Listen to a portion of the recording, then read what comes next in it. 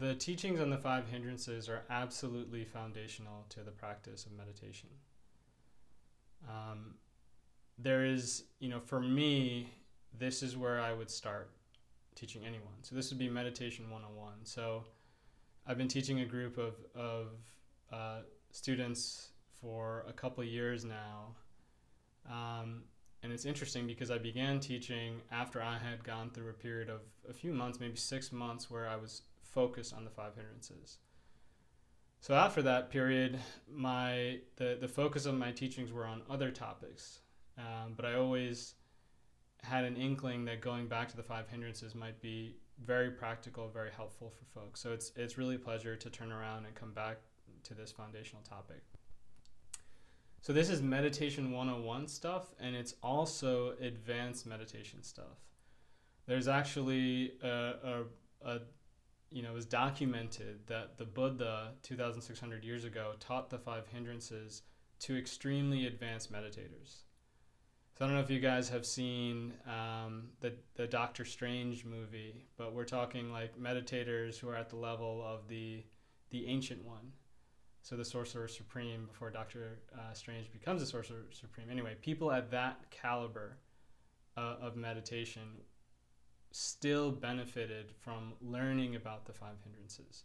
So I find that to be an interesting point. Particularly people who have come across these teachings, and many Buddhists will have at some point, these teachings are often overlooked.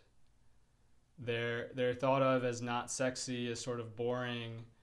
And I remember feeling this way. I remember being quite young at the Bhavana Society, which is a Buddhist monastery in West Virginia.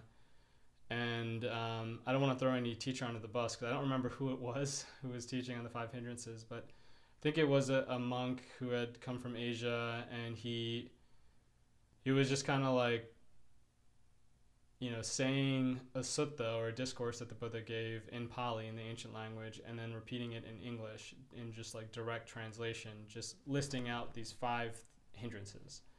And I remember thinking, I remember being extremely, extremely bored. And it's so funny because I think that's how the teachings are typically presented. Later on, I found that, again, this topic was extremely practical and life-altering. So the five hindrances are essentially five mental phenomena, or five mental harassments, irritants, obscurations.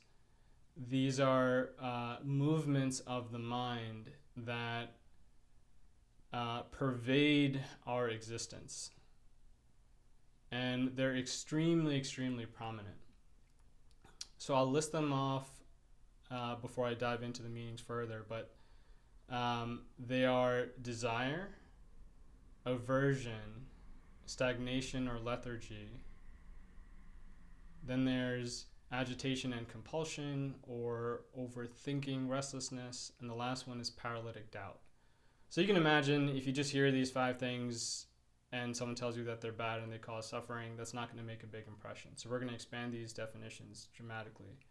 But the first thing I want to say is that these five hindrances are natural to being a human being. So every human's heart is dominated by these five. In fact, these five shape the world, the way the world moves, the progression of humanity, the evolution of humanity, of the world, are dominated by these five. So they're absolutely foundational. One interesting point that I want to make here is, after you learn about these five, if anyone were to come to me and say, oh, I think I'm doing pretty good from a hindrance standpoint, I don't think these things really bother me. In fact, I hear that a lot after people have been meditating with me for a while. They'll say something like that, like things are going pretty well, the five hindrances have been defeated, or they're not really playing a role in my life. And that's almost never true. And because the Buddha explained that as the five hindrances are weakened, Samadhi arises. So Samadhi is a territory of the mind. So Samadhi, again, is an ancient Pali word, and it's essentially a territory of the mind that is characterized by well-being, unification, coming together. So it's different. It's a range of different mental states that are extremely blissful, pleasurable, peaceful, that we can train ourselves towards. So it's almost like there's a room within our hearts that we can unlock and go in and just hang out there. And when we do so, we're nourished. We feel truly well, more well than we've ever felt before. And there's a deep sense of bliss, etc. And this is it's a very recognizable thing once you come across it. This thing called samadhi. But anyway, the Buddha says, so essentially, as the five hindrances weaken, we naturally fall into samadhi. So if you're not in samadhi, the five hindrances are there. So unless you're like blissed out 24/7 and your body is filled with rapture and your mind is in a deep state of calm, the five hindrances are at work. At least one, most likely multiple. But they're very subtle. So one of the things that we develop as meditators is the sensitivity to feel their presence. And that's actually the first thing I want you guys to work on as homework after this session, is learning to attune the mind to recognize the five hindrances.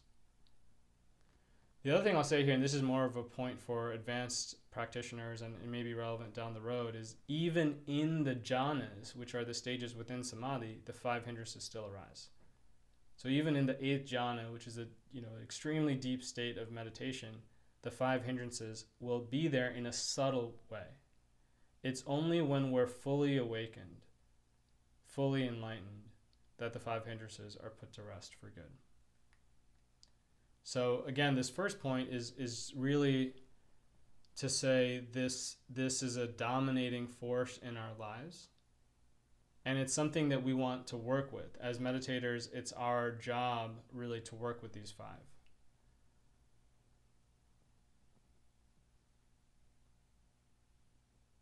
So these hindrances are at work anytime that we're experiencing dissatisfaction.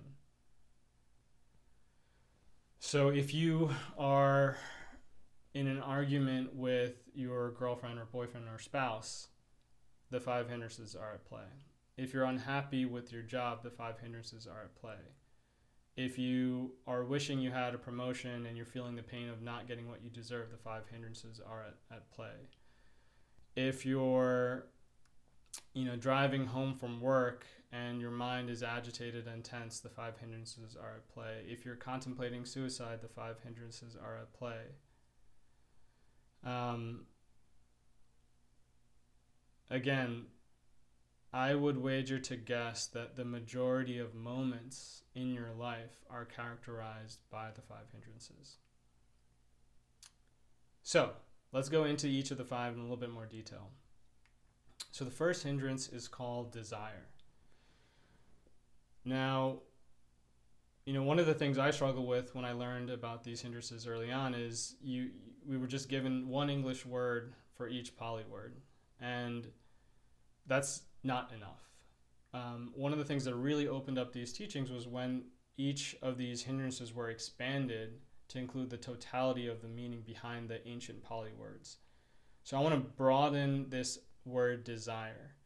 It's any time you feel like you don't have enough. Anytime you feel like you need more. Anytime there's something out there that you want to pull towards you. That is the hindrance of desire. So even when you're sitting in meditation and you want more bliss, or more focus, more calm, that's the hindrance of desire. If you're looking at yourself in the mirror and you want to be more cut or, whatever, more beautiful, more glamorous, that's the hindrance of desire. It's a feeling of debt.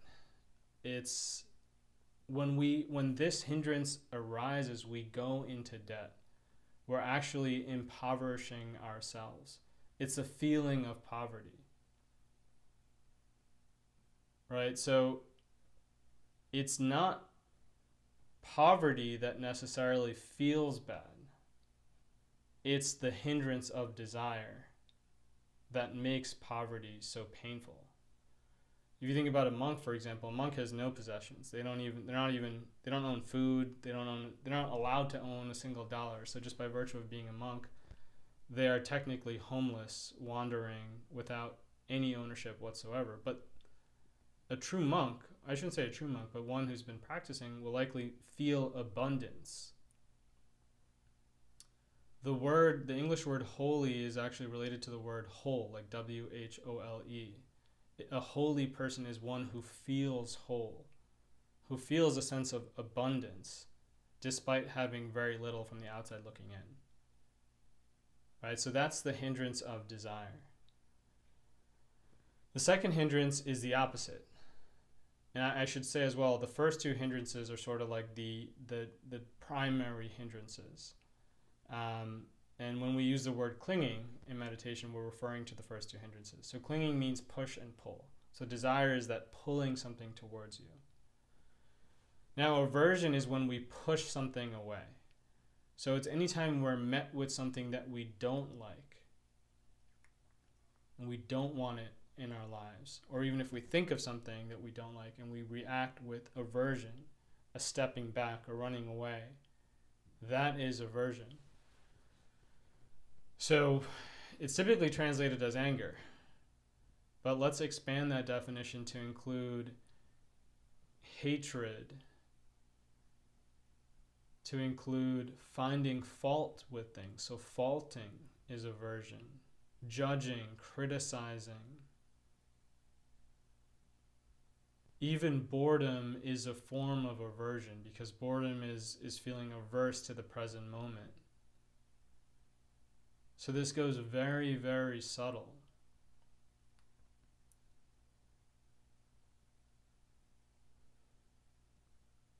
Now, this is one that I think is it's very prevalent in modern society. When you think about like social media and just access to TV and all kinds of different media on the internet, we're constantly looking at both things that we want and things that we don't want to see.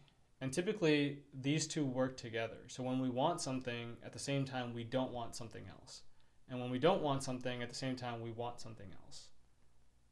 And the mind goes round and round and round playing with these two. I had a dream, I think it was last night or the night before. So in this dream, I was basically sleeping over a childhood friend's place. He's actually one of our meditation group participants. Those of you who know me, I tend to sleep with a sound machine because I'm very sensitive to sound. I'm a light sleeper. So anyway, in the dream I had a sound machine on, so it was making some white noise, and my buddy was sleeping there in the room. I think there was like a few guys crashing at my friend's parents' house, which we haven't done in years, by the way. But anyway, my buddy woke up and he started yelling at me. He's like, "Can you turn that down? Like, that's really annoying." So I had to go and turn off the sound. So I apologized profusely. I went and turned off the sound machine. And then as I was trying to sleep, I could hear his mom's voice in another room, like every few moments. And that voice was like annoying the crap out of me. I couldn't fall asleep because every few moments I was hearing his mom's voice. And so when I woke up, I was reflecting on this.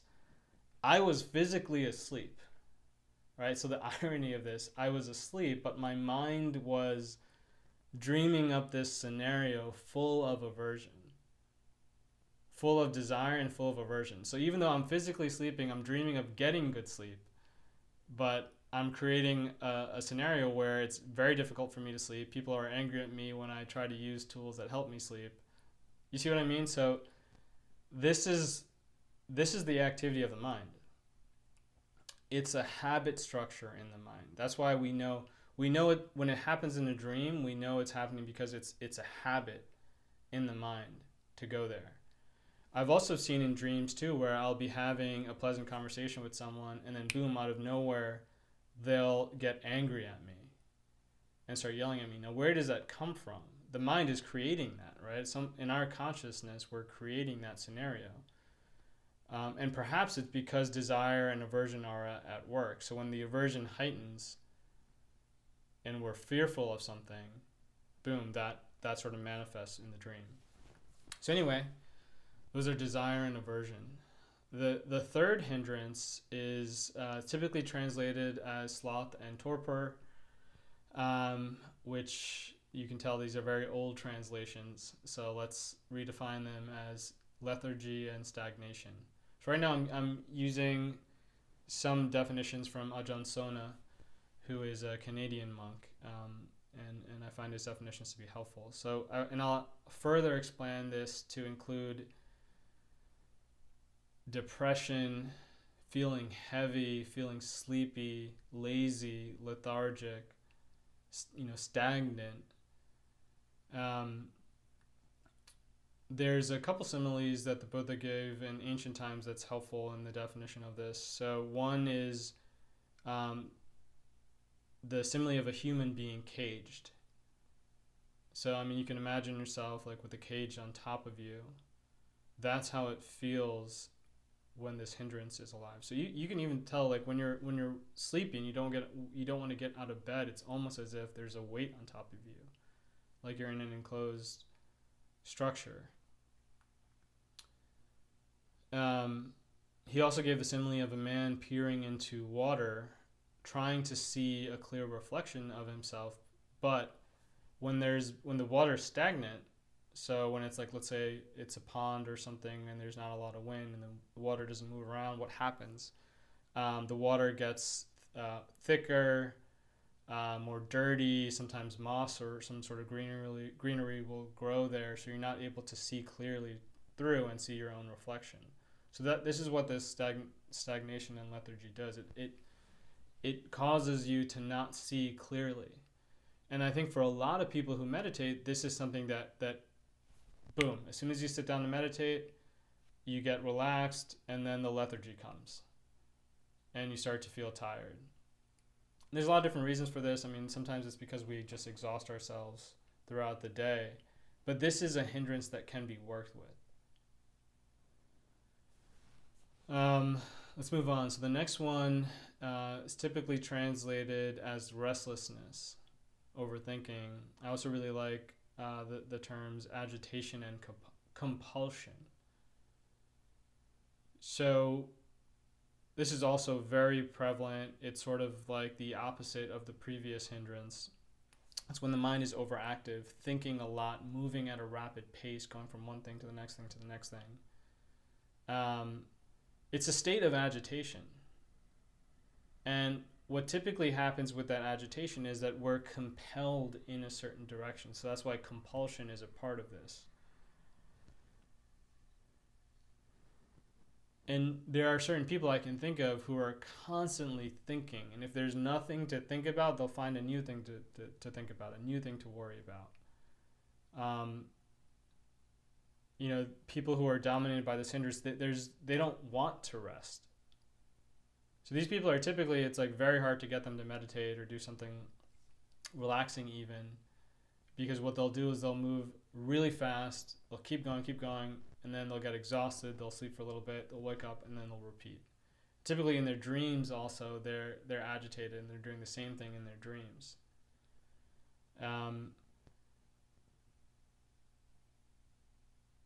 This is one also that when it joins with other hindrances, so it's actually really interesting to think about the interplay of the hindrances, and there's a lot to say here, but when restlessness, agitation, compulsion join with another hindrance, it compounds the effect of that hindrance.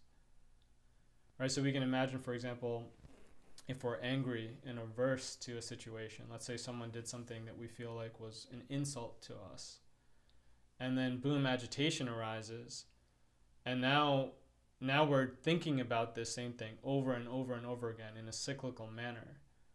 And the more we think about it, the more agitated we get. And then we're compelled to do something. that probably isn't wise.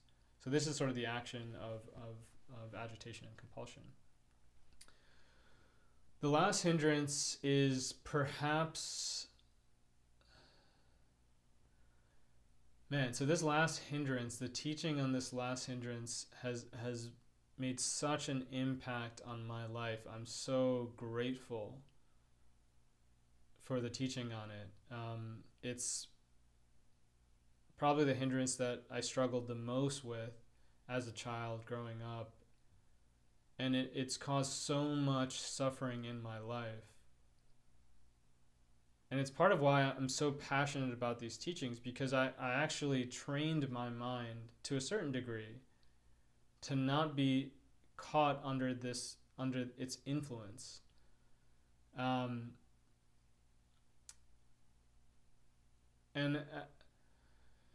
in a way I can say the effort, and I'm mentioning this to motivate and encourage you guys.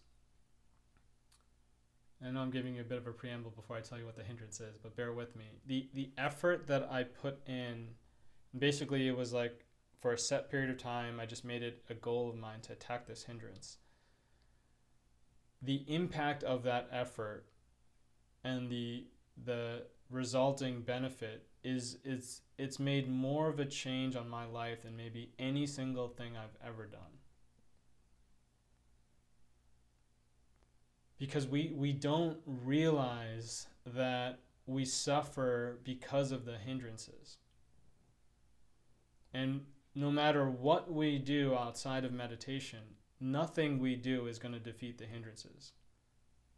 Outside of this internal path of turning the mind inward, systematically, methodically, going to war with the hindrances, or finding a way to relate with the hindrances that is more beneficial and leads to more freedom. That's normally not what we do in life. Normally what we do is we adjust external phenomena. We worry about external things. Our career, how do we make our job better? How do we make more money? How do we work at the best company? How do we find the right girlfriend or boyfriend? And how do we get married? And then how do we make sure the relationship is good? And then we have to have kids, right? How do I get my body better? There's a million things that we focus on. There's always unfinished business. But if you don't take care of this internal business, you will always be plagued. You know, you work so hard and you get a little bit of vacation, you go on vacation, and what happens? The hindrances are there. They're that dominant. So anyway, the fifth hindrance is called doubt. It's paralytic doubt. It's also, let's expand the definition to include anxiety. Doubt, it's doubt in yourself. It's any time you doubt anything that has to do with yourself and your life, the path that you're on, your destiny, what you should be working on, your purpose, how to live in the right way. Doubt is any time where it's any instance where you're not sure if you should do A or B, if you should go left or right or forward or backwards. And so you're paralyzed by the doubt and you feel anxiety. You feel the anxiety of uncertainty, of not knowing what to do next.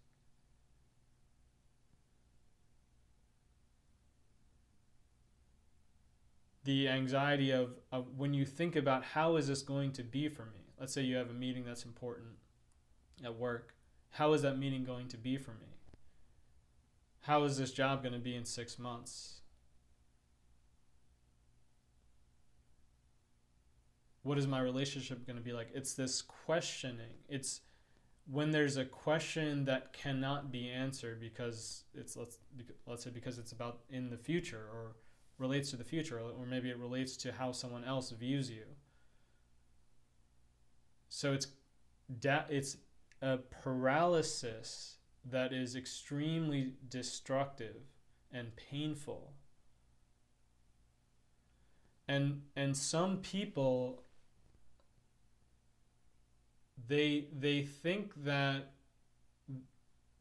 they mistake rational thinking for doubt. So there's someone who's very close to me who I believe is really inflicted with this doubt. And as a result, when you're around this person, you have to deal with that doubt. And I find that to be, it's extremely difficult, because anytime you want to improve your life, change your circumstances, right? Like if you've ever had a dream, even a small dream, like, oh, I'm going to lose a couple pounds. Or maybe it's a big dream, like I want to become a fully awakened human being. Or I want to become, I want to amass generational wealth, whatever. Or I want to make, a 5%, I want to get a 5% raise. Whatever it is, any dream, any goal, you already have to deal with your own doubt. And then when that doubt faculty is alive in your mind, you will always find external factors that prop up that doubt. People who tell you it's going to be hard. So some of you guys know I'm a co-founder at a startup, so you can imagine, how this is heightened in that arena. When you're trying to do something and people tell you, oh, it's going to be hard, right? So it's that voice is enough to make most people not follow their dreams and then die with regret.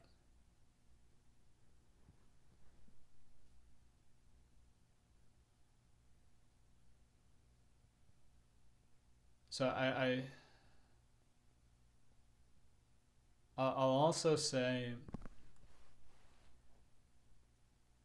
doubt can make you miss out on the best things in your life, because even if they're meant to be, you will still doubt them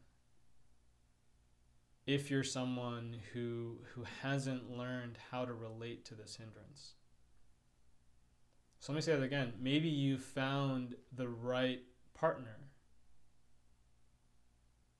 or the right path for you, an authentic path for you in life, whether that's career or in some other arena. If you haven't learned how to deal with doubt, you will not recognize what's right for you. And you will not be able to travel that path to its fullest extent. It will prevent you. One of the similes that the Buddha gave for doubt is the leader of a caravan guiding people, a group of people through the desert, and coming at a crossroads looking for an oasis. And in the crossroads, he's not sure to go left or right or straight, and so he stops. So this is the movement of a skeptic that's paralyzed by doubt. So the movement is basically pausing. It's not a forward progression. So anyone who struggles with decision making, has experienced this. And of course, doubt. When I use the word anxiety, I don't need to explain that too much for most people, at least in my generation. Anxiety is one of the most prevalent hindrances or factors in modernity. Okay, so those are the 5 hindrances, and I think there's a lot more to say about these, and we'll continue to. But maybe let's talk a little bit about why it's important to learn about these 5.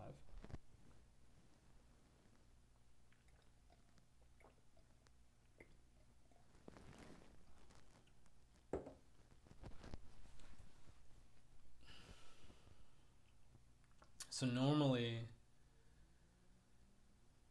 as we go about our lives, at least one, typically multiple hindrances are there. And when the hindrance gets strong enough, it moves us in a certain direction.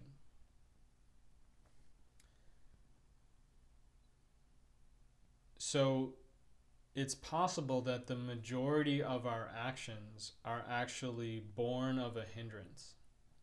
So again, the hindrance is a naturally occurring phenomena in the mind of a human being. So the hindrance spins up, And I use this word spinning because they tend to have a cyclical motion to them. And when they start spinning fast enough, they compel us to go do something. And so many of our life decisions are driven by these hindrances.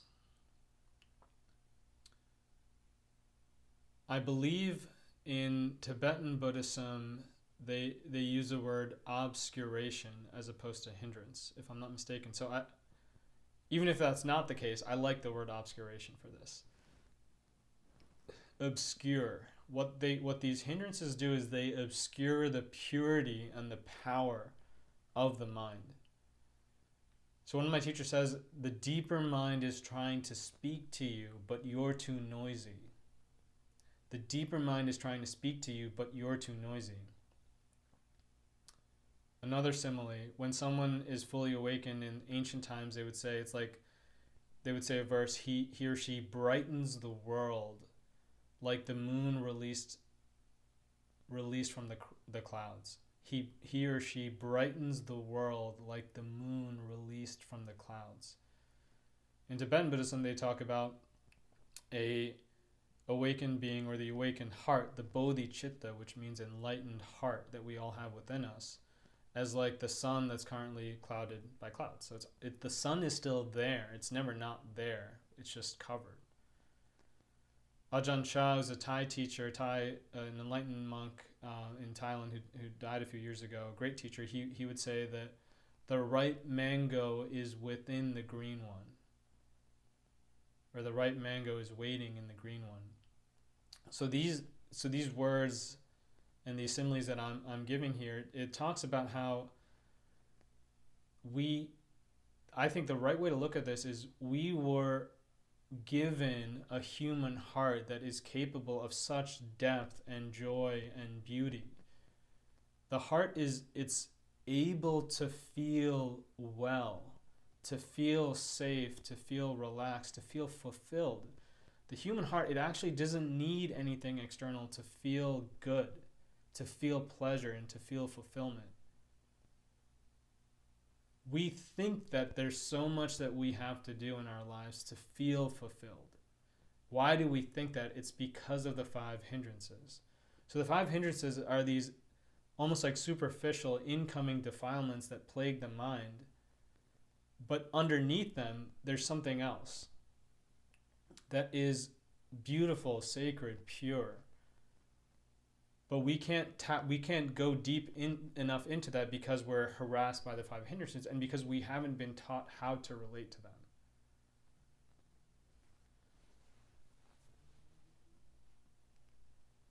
So one of my teachers says that when the Buddha teaches on this, and really the whole of the path, and not just in Buddhism, in other dharmas, I find, there's another Tibetan monk who defines a dharma as a teaching that leads you to peace, that leads you to freedom. So obviously I speak about Buddhism because I have a lot of training in that tradition, but I also have a lot of love and affinity to many other spiritual traditions. But regardless, my teacher says that this invitation to practice is like an invitation to eat chocolate cake. It's an invitation to do something that's sweet and beautiful. That's what the word kalyana is, which is a word I use often. Kalyana means beautiful or sweet. So it's said that this path, this meditative path, is beautiful, sacred, sweet in the beginning, in the middle, in the end. So that's a famous quote. This Dhamma or Dharma is beautiful in the beginning, beautiful in the middle, beautiful in the end. So it's an invitation to stop ourselves from being pushed about by these cyclical winds, to get stuck in these cyclical mind traps that are characterized by suffering, dissatisfaction. It's an invitation to break that cycle and to go into a different mode of being that is beautiful, like eating chocolate cake.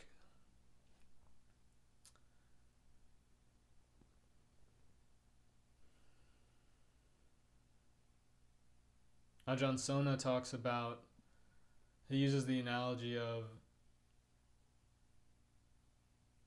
let's say you live in a gated community, and within the community everything is lovely.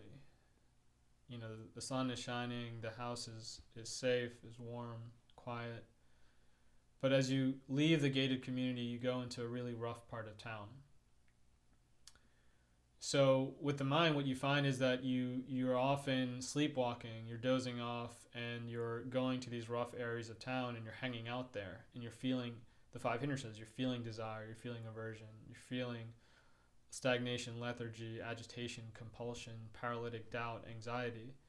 So your job is to wake up and go back inside the gated community. And then again, the mind will take you back outside to the rough area. So again, you have to wake up, go back, wake up, go back. Stop what you're doing, let go, go back. So your job is to move in to the gated community, to find a home there, and to really feel what it feels like to have a human heart that's not plagued by the five hindrances. So it's a really beautiful call to arms, or call to action. And now we're starting to get into what's called right effort, which is a very important teaching that's very related to the five hindrances. Okay, so I've said that there are these five hindrances and they harass you. So what do we do now? How do we free ourselves and start to build new habit structures in the mind that support the defeating of the five hindrances? There are a lot of different techniques and tactics to learn, but one that I want to touch on now is called right effort. So the Buddha taught something called the Noble Eightfold Path, which is essentially a path comprised of 8 pieces. It's the symbol used for this is a wheel that has 8 spokes. One of these 8 is called right mindfulness, and mindfulness is, of course, a very popular term today. You hear it everywhere, and I don't know if most people really understand what this word means. Before right mindfulness comes right effort. And so there is a certain direction to this path. It's not that you need to do one and then the other, but there is a direction in terms of depth. So as you go throughout the 8, you go to more depth, more subtlety, more power in a way. And each of the preceding factors support the new factors, and all the newer factors or the later factors also support the beginning factors. But anyway, without going too far into that teaching, I want to share a simplified version of a sutta, which is a discourse that the Buddha gave in ancient times, that is a simile that will help you understand what mindfulness and right effort mean. So essentially, imagine that you are a kingdom, a city. So this is the simile of the city. And again, it's going to be a simplified version. But the king, let's say for now, is mind. It's your awareness, your consciousness, the knowing factor of the mind. So the king is aware. And at the outer gates of the city, so let's say that's the outer gates of the body and the sense doors, which are the eyes, the ears, the nose, touch, also cognition, thinking. So basically, we can loosely define an exterior to what we might call the self here. And at these gates are guards or sentries. And the guards are mindfulness. So mindfulness is a quality of the mind, a factor of the mind that we can use a simile for. So it's a guard at the gate. Now, right effort is the instruction that's given to mindfulness. So a guard on its own, if it doesn't have any instructions, what is it doing? It's watching. Right? So mindfulness is watching. It's watching the mind, the heart. It's watching external phenomena. There's a certain quality of watching to it. But what makes it right mindfulness,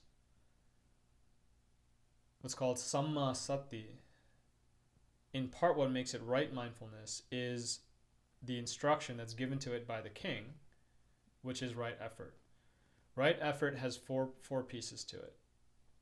And it's quite simple. So the first is to prevent unwholesome, unskillful, unhelpful qualities of mind from entering. So the first is prevention. The second piece is abandoning. So if there have been unwholesome, unskillful qualities of mind that have come through the gates, that have penetrated the city, and maybe they've only made it to the inner gate, or maybe they've gone all the way to the king, and they're whispering dark things to the king, like, I don't know if you guys have watched the Two Towers in Lord of the Rings, but there's this guy Wormtongue who whispers dark things to King Theoden, and Theoden becomes this like basically very ill, misguided king. So it's like that, right? So the second part of right effort is to abandon Wormtongue, to expel him from the city, which is essentially what Aragorn and Gandalf do. So we have preventing and abandoning unwholesome, unskillful qualities of mind. And when we say unwholesome or unskillful, really what we're talking about is things that are not helpful, not productive, things that cause suffering. Now, what are things that do that? The five hindrances. So there are more that we could mention, but we can summarize and basically say right effort. The first part of right effort is preventing the five hindrances from entering. Second is abandoning five hindrances that have already arisen. The third piece is to give rise to or birth wholesome, skillful qualities of mind, which there are many, and we'll talk about them.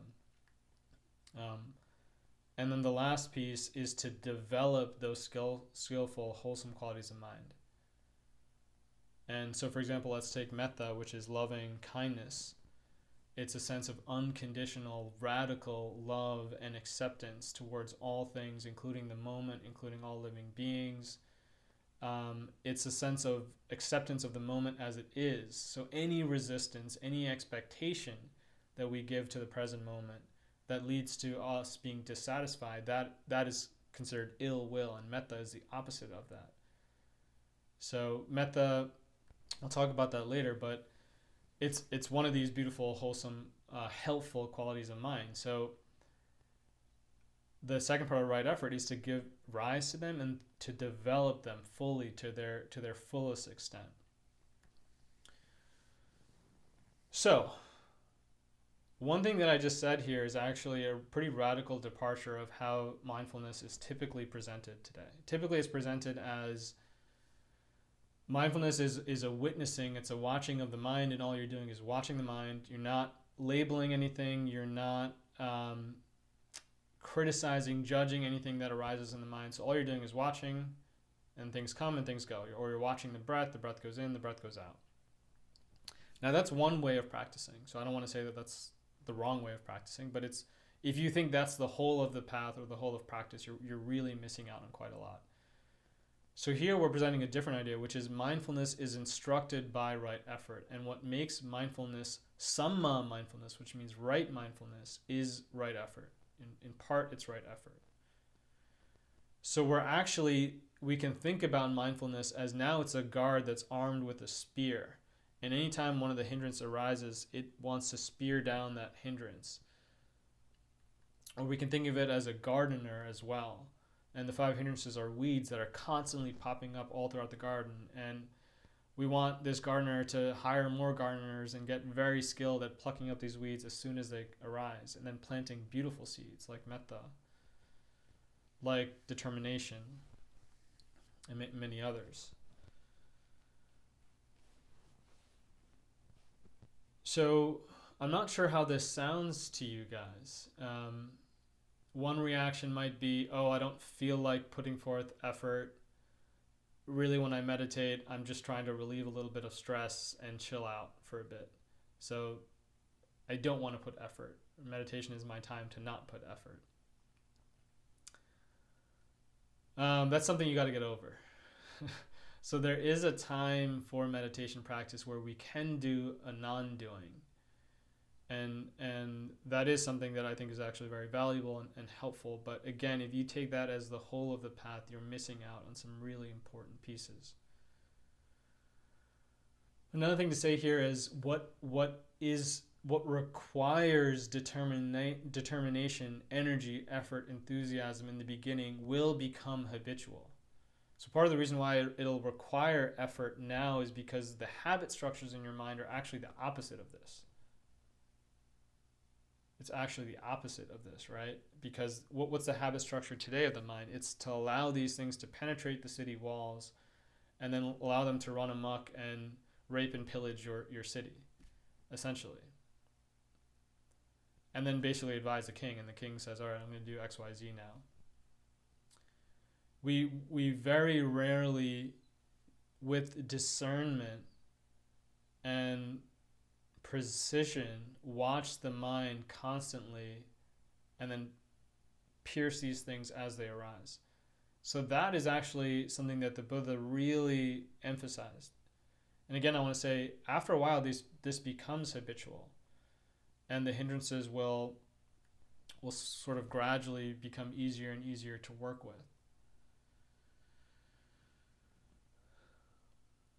So now I want to say that, for homework for the group that's doing this retreat today, I'd like everyone really for the next week until we meet again to really just think about the 5 hindrances and watch the mind. So it's very simple. All I want you guys to do is to get good at identifying when the hindrances arise. And remember, they're pretty much always at work. If you're not in Samadhi, if you're not feeling great bliss and safety and well-being, there is a 5 hindrance at work. And over time, we're going to develop increased sensitivity to these things. So I want you to identify them, and then maybe what you can do in our WhatsApp group is post a message. It could be a voice message or a text message about just things that you're noticing when the hindrances arise. What do you feel like doing? How does the body feel when the hindrance arises? What are you compelled to do? Are you able to use some form of right effort? And of course, I haven't given you too many strategies and ways to use right effort yet. I've just merely defined it. So you don't have all the tools yet, but at least identify them.